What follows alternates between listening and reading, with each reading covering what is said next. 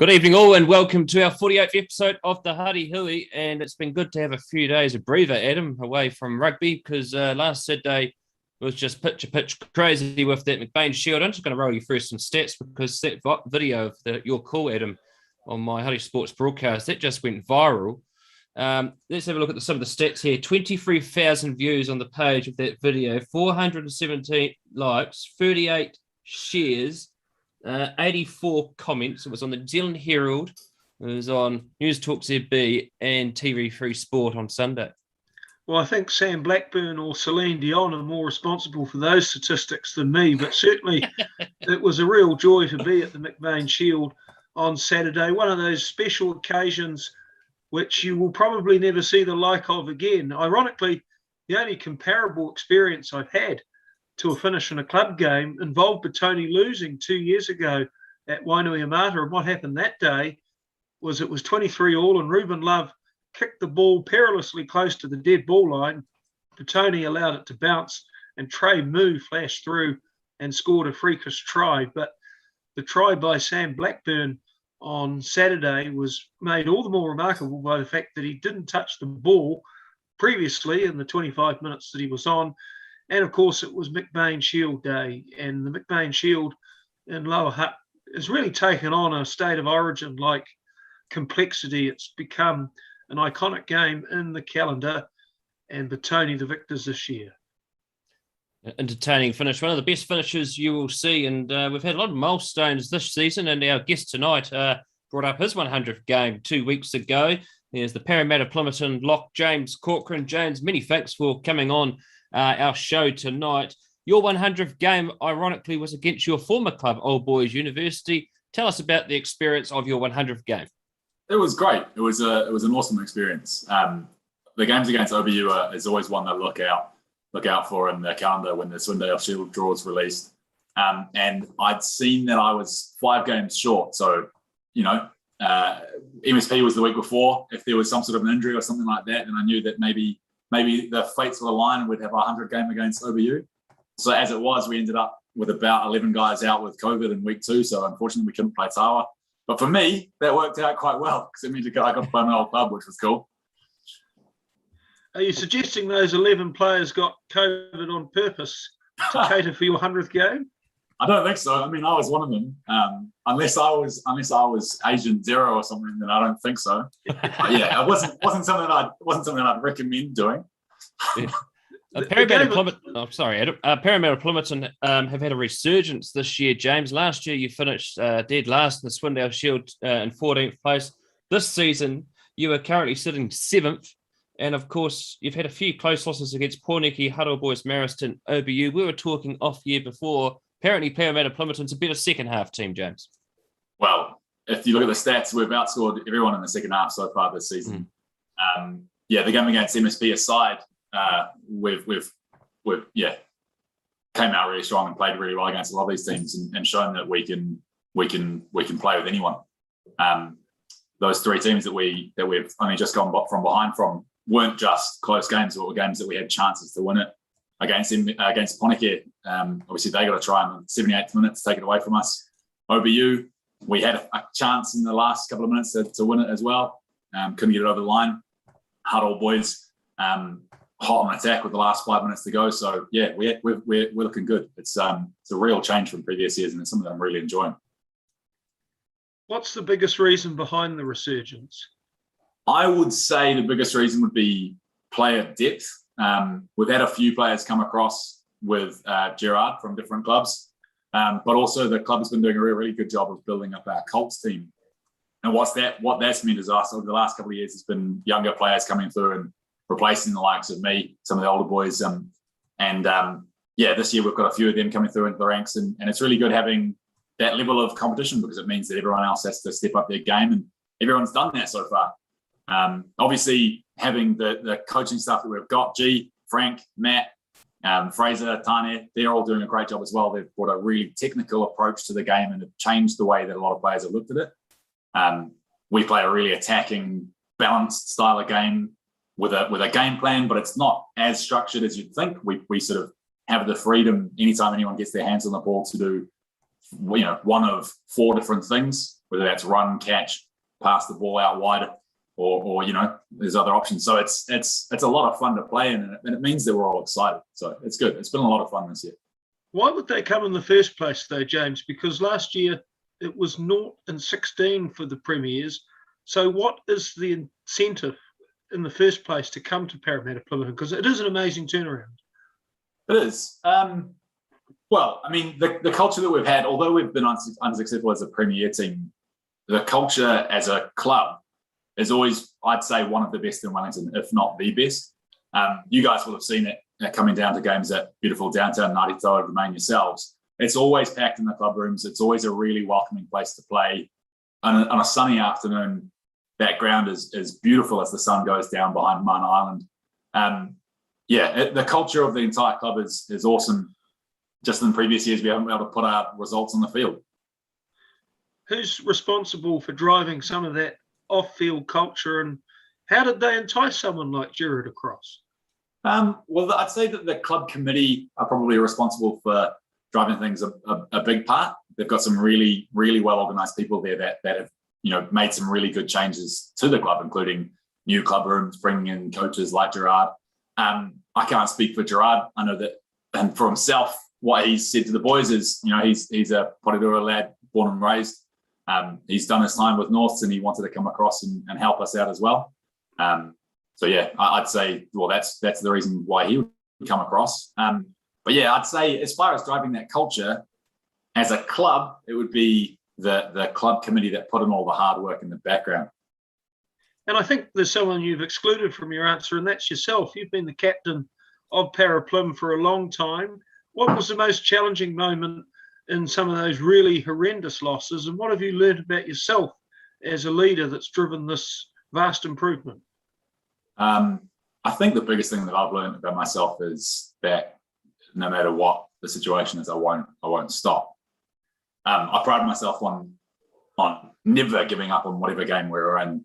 One of the worst situations, a game where we played OBU, and I think they put 100 points or so on us at Neanville Park, that would have definitely been the low point for me. I think I came on off the bench, and I could just see that the heart of the team had gone, and it was a tough situation, that game. But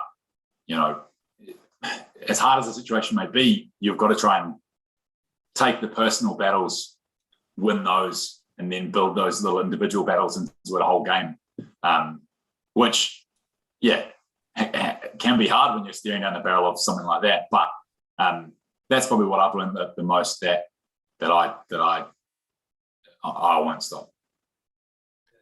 Of course, you mentioned OBU. That was your initial club when you started playing club rugby. Tell us about your time at OBU. You played a number of games for the Premier side, but what made you make the move out to Paremata-Plimmerton in 2015?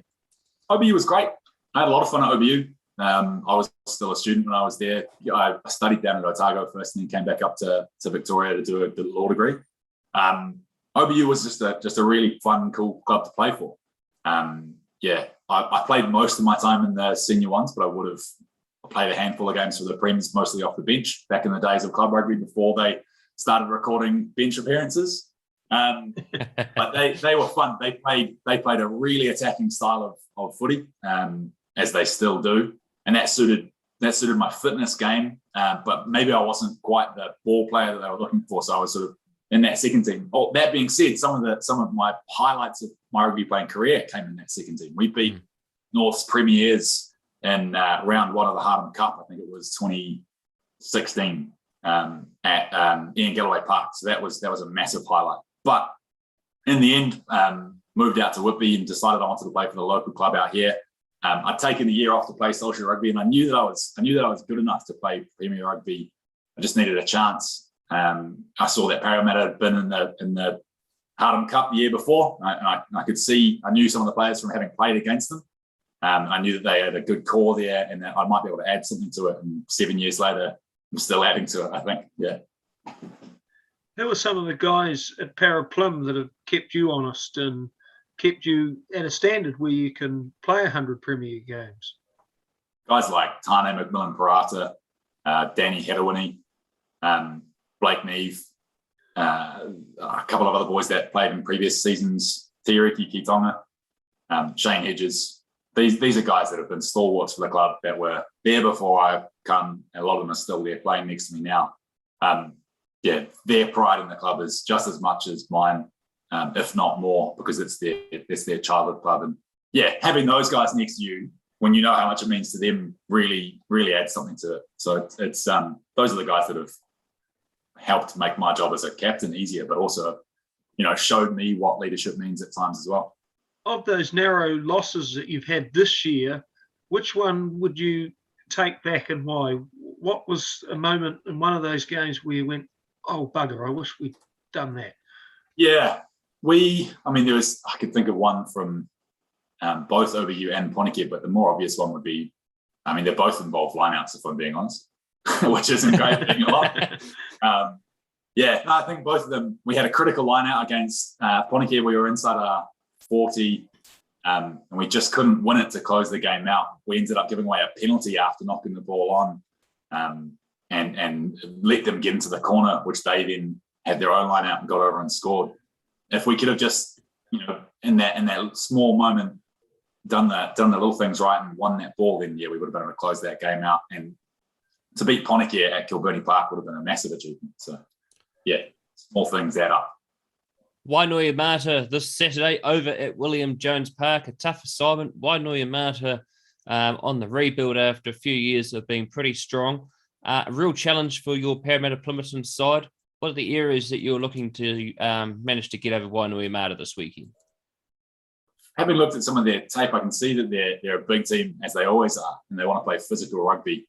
So trying not to just get in an arm wrestle with them, really.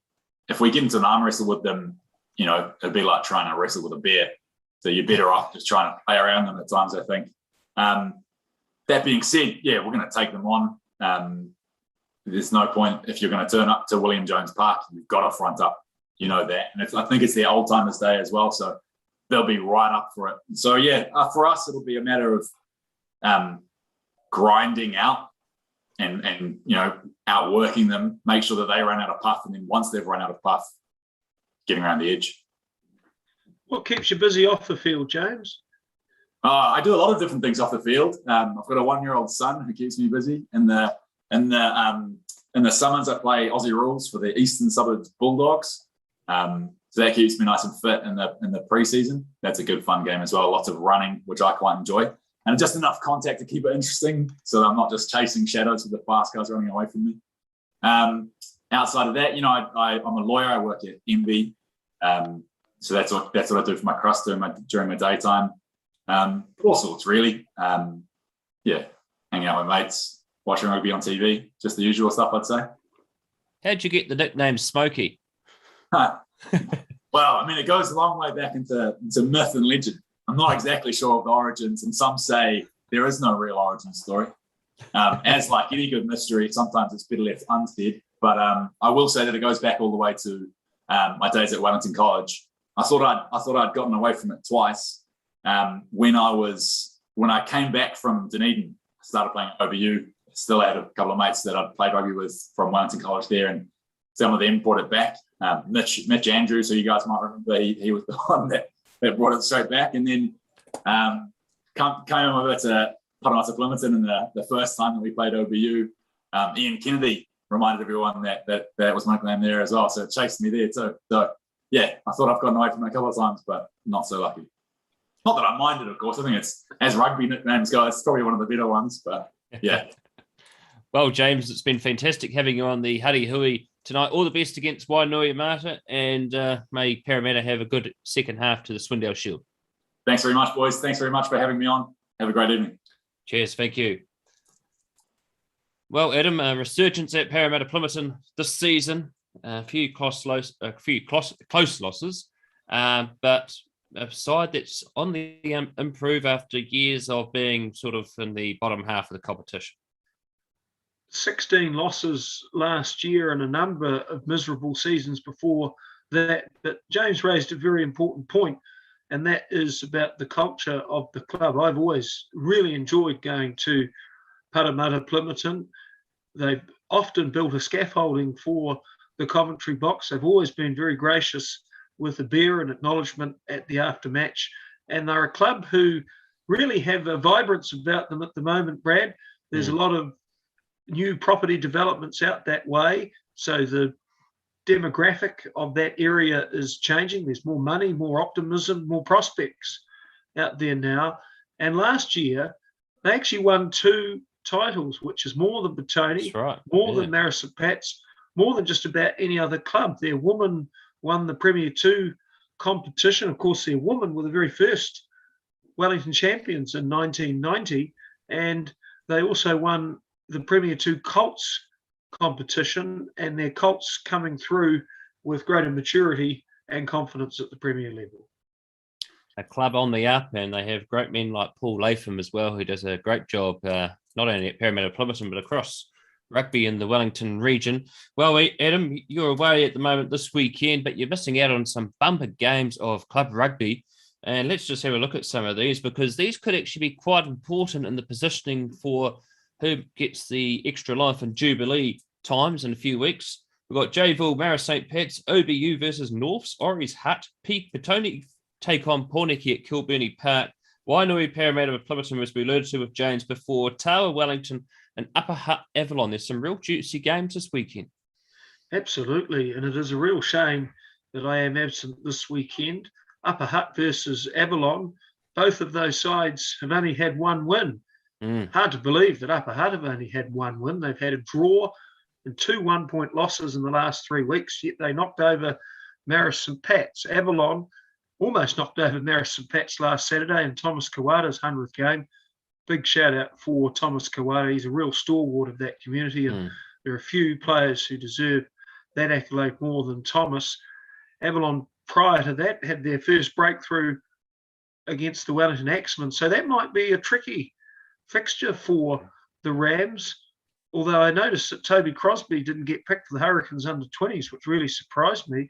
So perhaps his influence combined with Upper Hutt's competitive games in the last 3 weeks might see them prevail. And of course, Pornicky versus Petone, it's 1 versus 3 on the table. It's Old Timers Day at Pornicky this weekend. A real juicy number. Pornicky put on display 2 weeks ago against Oriental Rongotai in the Jimmy Gerbert Shield match. They won that courtesy of defence. Petone winning the McBain Shield in stunning fashion. It's always hard to bounce back after such an epic game. What is it that Petone will be looking at to try and do this weekend against Pornicky? Well, the Fred Tilliard Shield's on the line this weekend, Brad, between those 2 clubs, and that trophy stretches back to 1958. Petone and Pornicky are responsible for a combined tally of 59 Wellington championships, so there's a lot of history and honour in this game. Pornicky, very physical side. They'll look to batter Petone, who committed such exhausting defence to defy Hutt Old Boys Marist. Pikei Turia playing brilliant football for Pornicky. Nalu Tafali's back as well. But unfortunately, they don't have Sam Howling this weekend, their impressive young halfback, away with the Hurricanes under-20s. Sam Blackburn, surely he'll get a start this weekend. He's been sitting on the bench most of the season. After that play, I'd be nervous if I was the other winger. And I was so impressed in the McBain Shield with young Cam Pereira. He scored a try just before half-time from a quick tap, which halved the deficit from 20-5 to 20-10. And had he not done that, perhaps Petone might not have won the game. But Pereira, very impressive with his kicking, running, and enthusiasm. Stellar performance last week from Petone. That game could go either way at Kilburnie Park. And of course, on Te Puko this weekend is OBU versus Norths. OBU seem to be sort of getting back to business with their young side. They seem to be ticking the boxes. Norths having a win over Tower at home last week. Norths, of course, had a mixed bag of a season, but they seem to be on the up. Well, Old Boys University won 6 games in a row, but they won't have Jack Riley, the young flanker, who's away at the Super Rugby under-20s, and Tiaki Fabish is in the Barbarian side as well. So that's 2 blows for University, who often suffer a mid-season dip because of representative honours and student holidays. So it's a big opportunity for Norths to continue their ascent up the table. Norths scrambled to victory against Upper Hutt a fortnight ago. Lossie Filippo pivotal in that outcome with 2 tries. And then last Saturday against their bitter arch rivals, Tawa, they were up 29-5 and eventually won 36-24 in what was their best performance of the season. So a Norse with Luca Reese back and Dale Sabag growing in stature, marking his former club, it might be a Norse victory this time. It could well be. And next Wednesday sees the kickoff of the Wellington First 15 Premiership, and it's the first traditional between two of the oldest colleges in Wellington, the oldest traditional, Wellington College and St. Pat's Town. Wellington College winning in dramatic fashion last year. And St. Pat's Town, it's been a tough start to the season for them, but that game's always a good guide to see for the rest of the first 15 season how it's all going to shape out.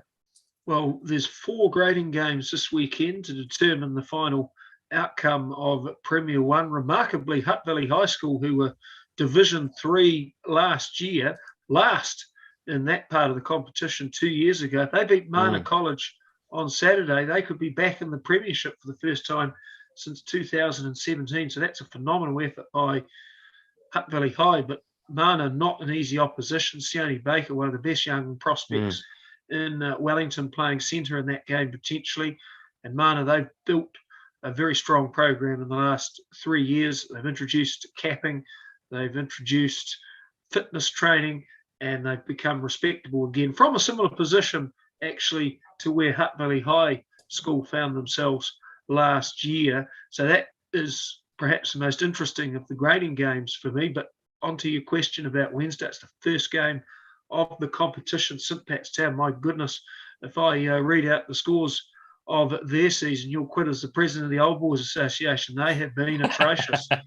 But traditional day, Wellington College, who themselves were beaten 52-7 by Napier on Saturday. That's a nasty outcome. It's going to be a tough. Stanley Solomon playing brilliant football for Wellington. Let's hope he can emulate his try from Gisborne a couple of weeks ago, and of course his classic against Silverstream last year. Honestly, I couldn't pick an outcome in that game. I haven't seen those two teams play this year, and based on their results, I think we can safely assume that it'll be a good old-fashioned town coal scrap. Exactly right. And particularly on that number 1 at Wellington College, if the weather comes in, it gets quite soggy and rough there as well. Well, that's the Huddy Hui for this Wednesday night.